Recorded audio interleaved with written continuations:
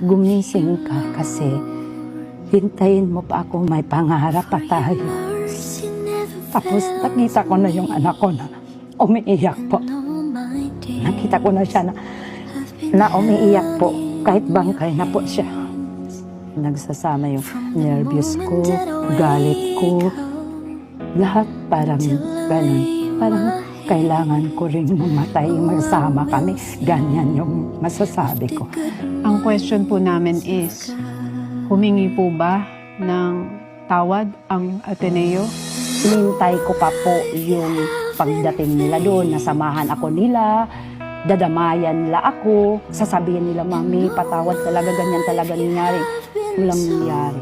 Kaya yung masabi ko na wala silang respeto, kapal na lang ng mukha. Galing pa yung anak ko doon sa Aurora, hindi man lang nila binilisan, hindi nila linilisan, parang sinabi lang nila, oy, kunin mo yung baboy doon na nakatay ko, dalhin mo dito sa Arlington kasi dito natin lalapain yan.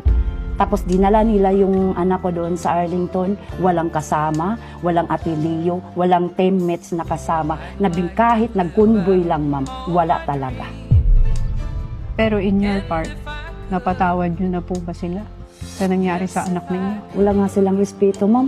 Patawarin mo pa agad-agad. Respeto lang yung gusto kong kunin sa kanila.